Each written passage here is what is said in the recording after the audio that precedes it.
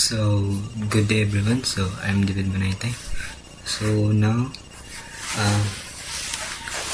I have an activity which is ang API development. So, sa API development, ang country task na is to create a simple RESTful API using Chosen framework to implement code operation. So, sa ako like mag-create ko a simple RESTful API.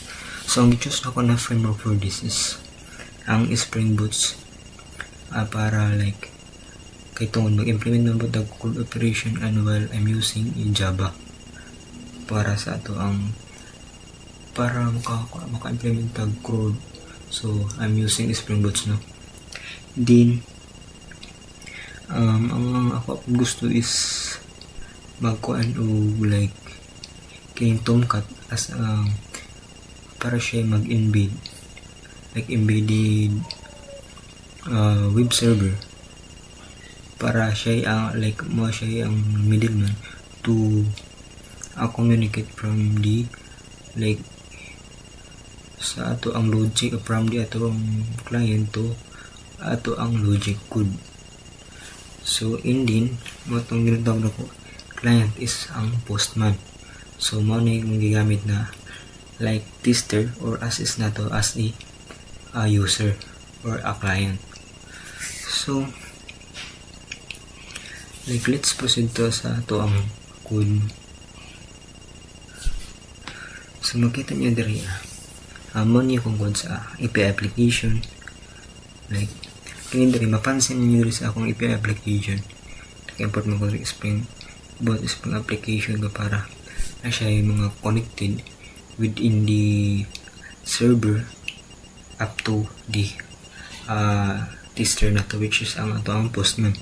So makita po nyo diri kinato ang class which is pag marani siya ning ato ang API application that Java is mag-automatic iran niya tong Tomcat na server mugos dito ang route na 8080. So ipakita na to no ang ato ang so ang atong Tomcat diri is wala pa siya nag-start. So ato ang i-verify on niya og tama ba ipira na to nga to ang class diri is mo automatic siya start no. Din diri apod sa atong users nagkuha na to diri og mga method or mga nag-set aggregators and setters for the name atong query natay set ID mga method na to set ID get name set name o get email or set email. So mura ni purpose diri sa ato ang user.java okay diri ini sa atong user repository is nagkuha lang siya mga para ito mahimo na to tong ato ang code. So which is tong create, read, update o delete. So para ma-implement na to throughout our kuan kita sa to ang postman para ma-visualize na to niya ug unsa or asa mabutang ang kini ato ang logic code or kini diri mo na to ang back end and in the front end is on the one or on the postman. So mo lang ni kibali or the mga examples ani para natin mapakita dito niyo kung saan ito pag update delete or update delete read or create. So basta sa code so man siya nagbutang daang kung kandiri para dali lang na ito mabalan no. And then nako sa user controller so diri upload like interconnected repod na siya dito sa ato ang from the logic code sa ato ang middleman o sa ato ang postman which is ang Spring Boot Tomcat o ang postman mo man na way gamit no. So diri sa ID ni so diri mag-base kay bali og unsa na to pag-apply tong ato ang front. So na kuan naman ni so which is diri ang nag-symbolize ni git mapping. So which is mo to get all users na no. So hindi na post which is to create.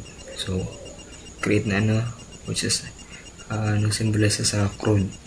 Hindi put mo na mag-update update din delete so mo ni kini. So madali ra man na to masabtan ang delete na kaya na siya indicator as delete indicate which is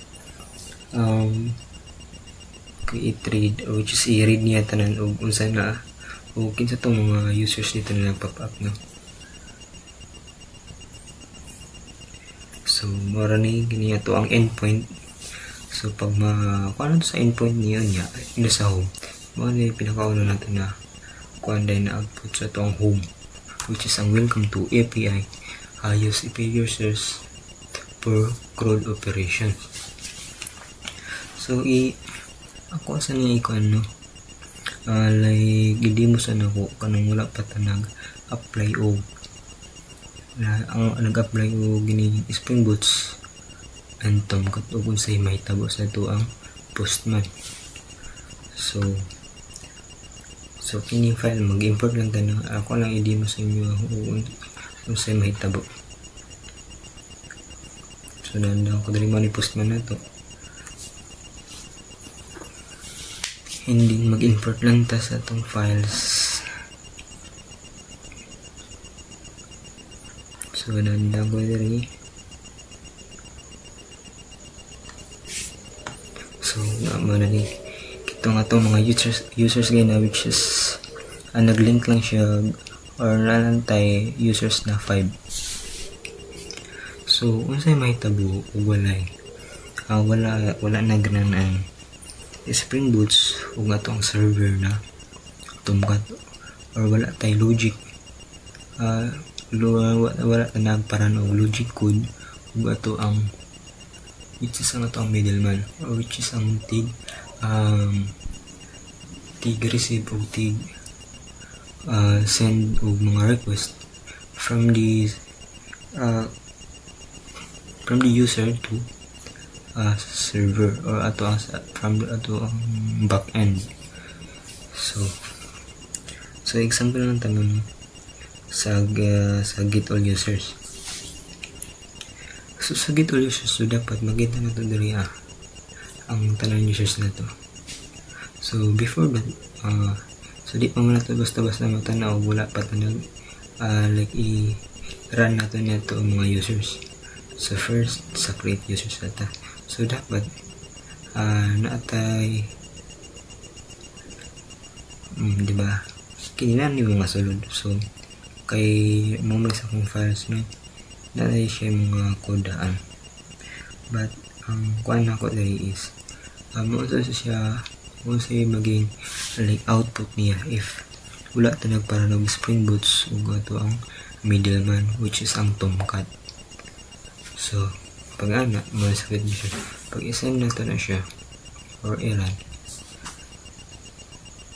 So mo ni magos error connection is an unconfused 127. So ang ato ang server is wala ay connected.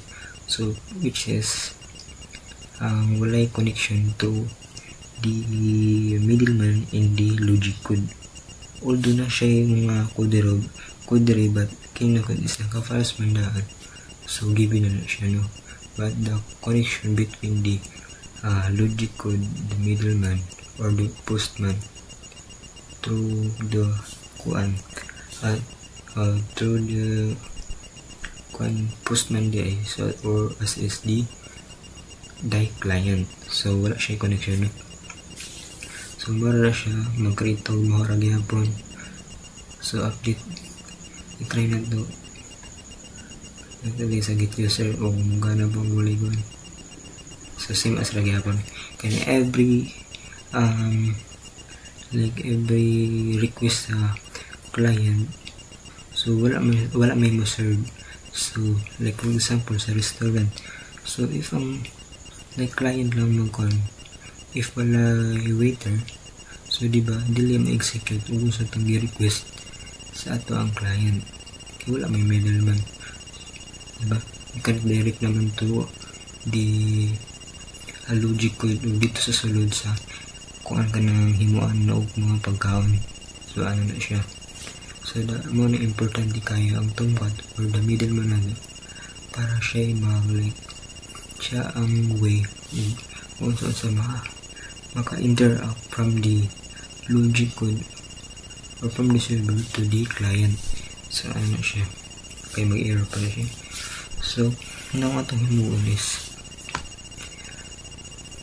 so ipandelete sa nato ni kay para limpyo ang kuan kayo niya ito ano ipadagan ng or irana nato ang Spring Boots at the same time ang kining tumukad kinagabutang mo nito sa itong API na class na if era nato to is automatic pag moran ang tumukad which is ang web server or which is naka-embedded siya embedded web server.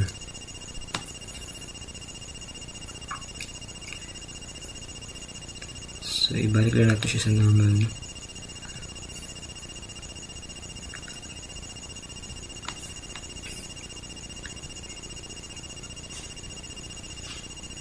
So after tanong natin siya ma-delete.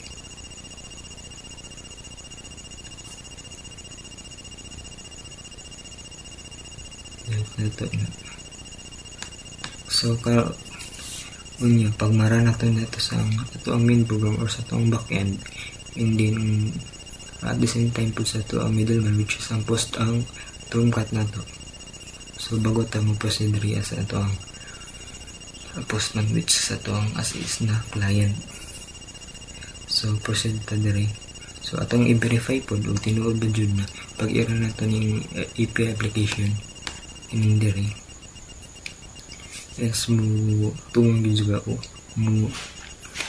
muhuran ba jud og appeal ang atong server or atong middleman ay naglas og. So dapat po ug unsay sulod ani diri sa to ang sa JSON na to na format or kuan code is dapat mo kompo dito sa ato ang postman. So dapat na siya yung mga connection, no? Kaya gira naman na to. So let's start, ira na to siya.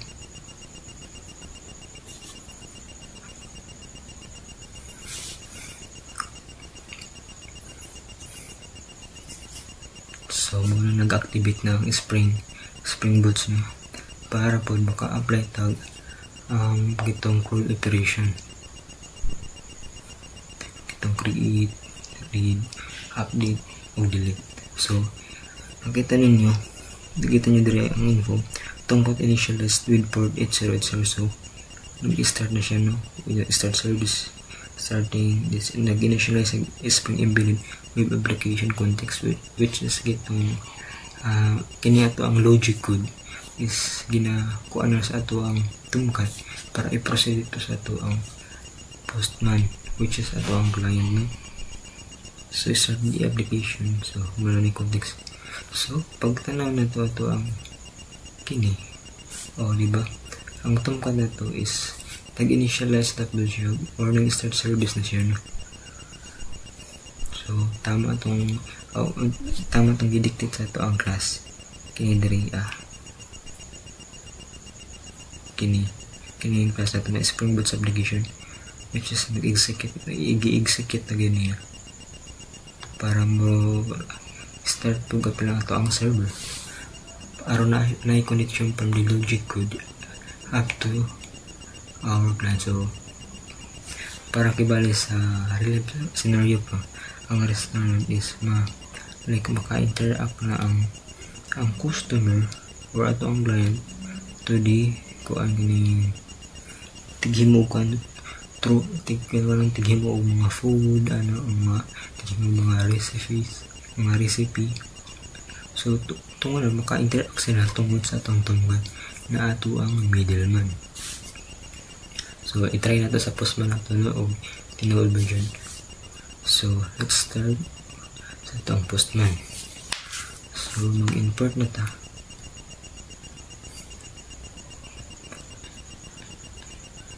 So muna ni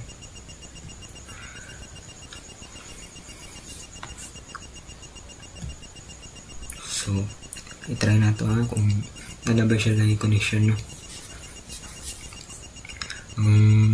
So sa home sa tayo sa home.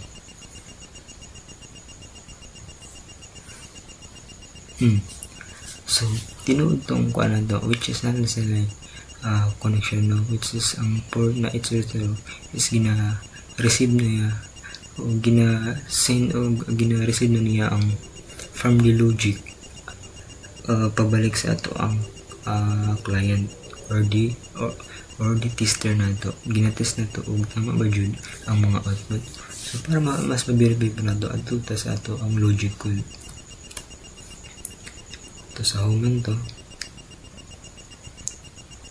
So mano siya. So unsa na dapat sa ato ang logic code is maupod dapat dito sa ato ang postman. So welcome to API user code operation. So mano na no. So let's start sa ato ang pag-implement sa ato ang CRUD operation. So ang query ang create dari mao na siya post sa kuan. Ang create mo na post no. Din ang read mo na siya get, which is ang naka-indicate get all users kini diri. Mo na siya read. Din ang update mo na siya ni update users sa ang port. Din ang delete is dali ra mo siya kuan kay delete magyapon ang like symbol niya para mas dali na to siya makuha. So first update mo to sa tong create one. So i-send na to or send or run kuha na term. So send na to no.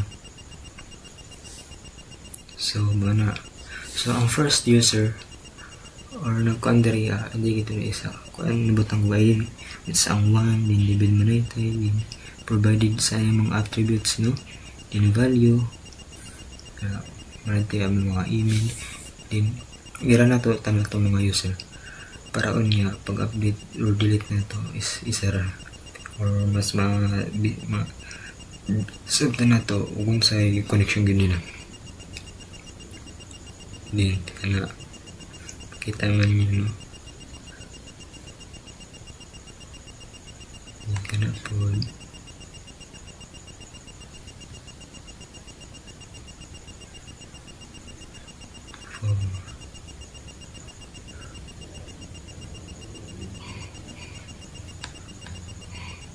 so tapos naman ta na nag-create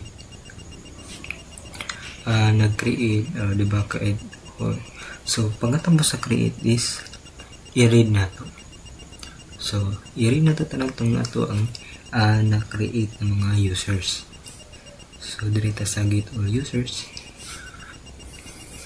din mo ragya po na siya iran ragya po na to na or send throughout sa ato ang localhost na 800. So dili na to siya ma-run if ang ato ang tomcat is wala siya nag-start or nag-run para ma-initialize or ma-execute from the logic code into the postman or from the Spring Boots within Java para ma-implement tong code into postman nato. So isa na to no. So money. So na-type 5 users which is si David Menente, si Aulus, si Alice Blue, Bob Marley, ug si Mr. Bean. And then na naman 5 users. So diba CRUD read. So mag-update ta. So sana to pag-update. So diri update user. So kinsa may update na to butan ta si 1 kana update na to. So kuha ni or kuha ang kuan. So pwede bisag kinsa lang atong update tag to kinsan to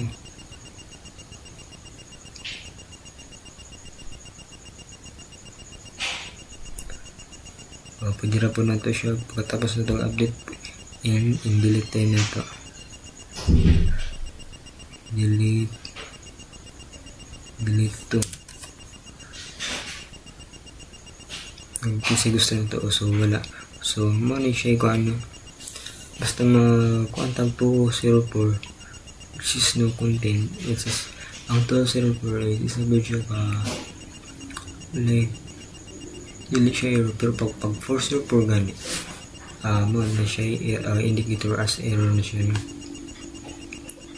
So kuan na po ta, i-check na po na to sa get all users. So mura mangyapon, no? Sa kuan from the United News, Alice Go, Bob Marley o Mr. Bean. So pwede na po ta like mag-create diri of another user. So i-duplicate lang nato na. Duplicate. Then i-rename na.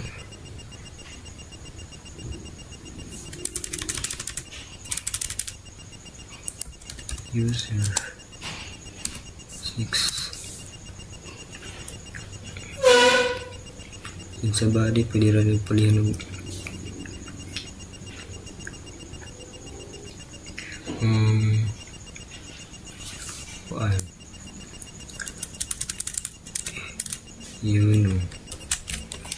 yun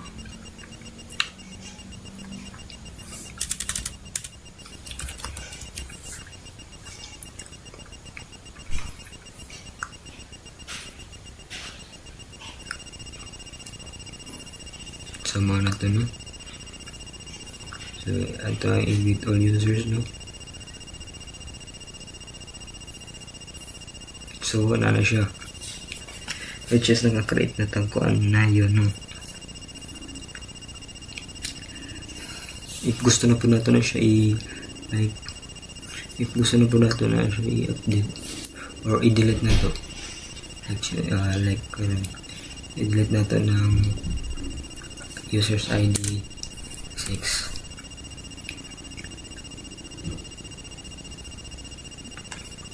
So dapat mawala na siya sa itong get all users, diba? Wala si yun, no? So kung ano lang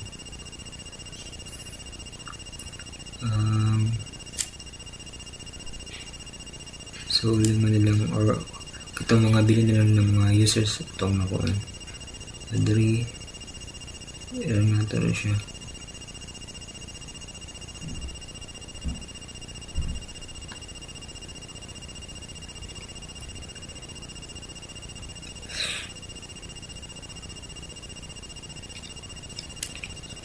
So balik na ta sa kuan, no? So kana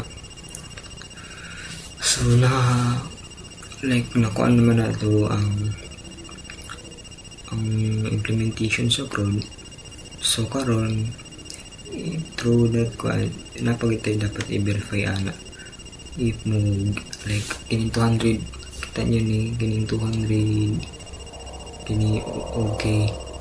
So dapat sa ato ang kining main kuan na to, file na to, pag i-run na to, dapat mo green siya na dapat wala siya error, no? So ano na run.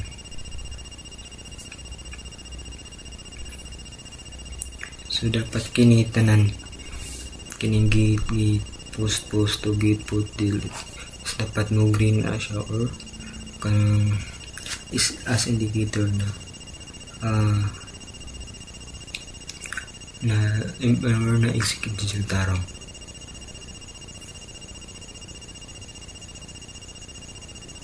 So dire kita niyo 200 so man yung mga indicator na kana 200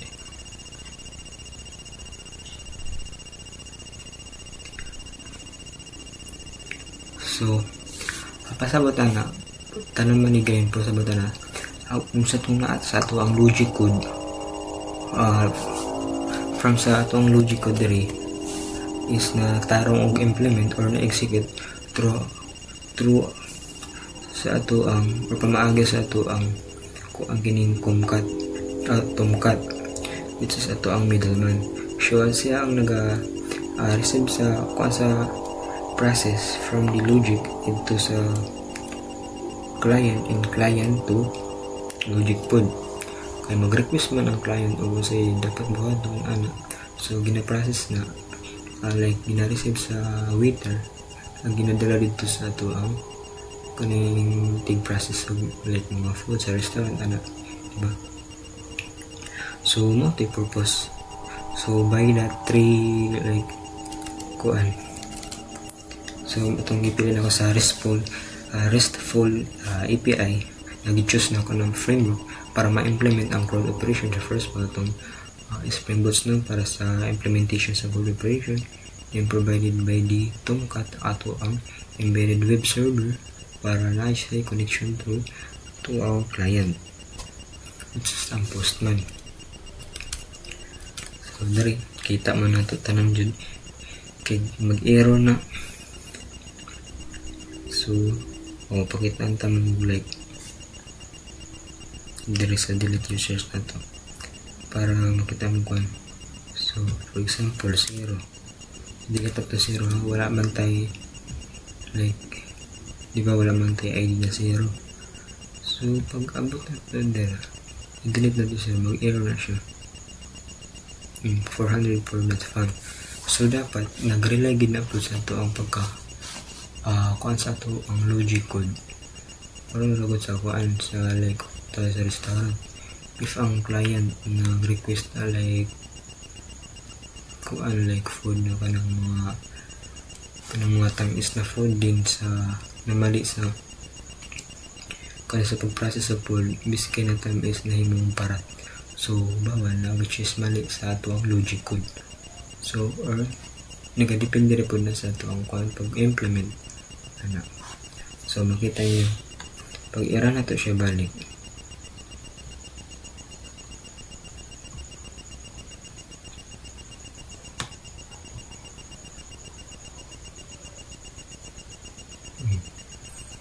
na siya mga error. So dapat kuan lang gito kung sa usa to nasa to ang mga like logic code is mo gito or mga request to sa pagka sa mga kanang HTTP or the hypertext transfer protocol, no, ana siya. So imbis kay na dapat to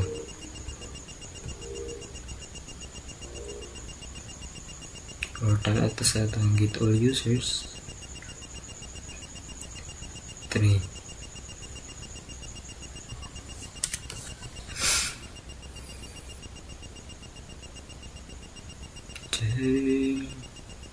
So maraming nabag na sa normal.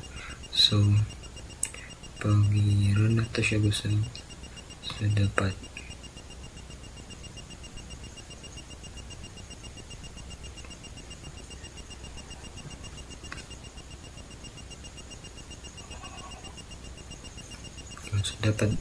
sa kuha na to dapat i-check yun na to kung sa itong na mga error na to, no?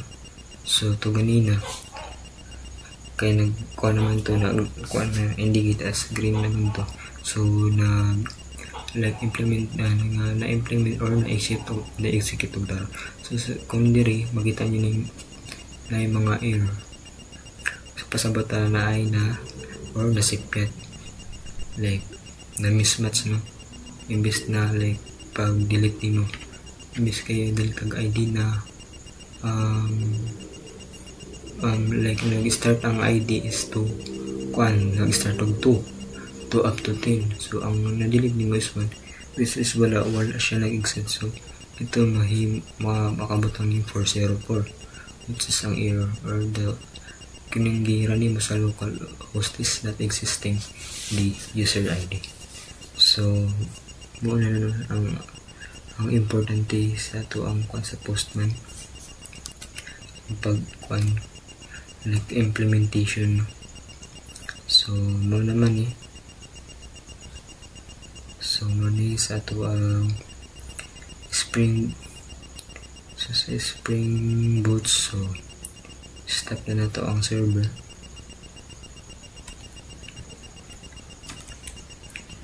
So stop na siya. So makita nyo diri paano start na. So like wala na siya connection. So pag matabot sa Postman, get all users natin. So dapat kayo wala na siya connection. So error na. So maura to ang process or sa simple like naghimo na tag or nagdimo na taong kanang simple full API which is provided by itong gina-choose nato ng mga framework para ma-implement itong code operation, which is itong mga tayo na gawin na Spring Boot para sa implementation sa code, then together with the embedded web server which is ang Tomcat, and then the Postman for the tester sa ato ang logic code or mapasa ba niya through our sa HTTP, it's ng hypertext transfer protocol. So ano na siya. So that's all.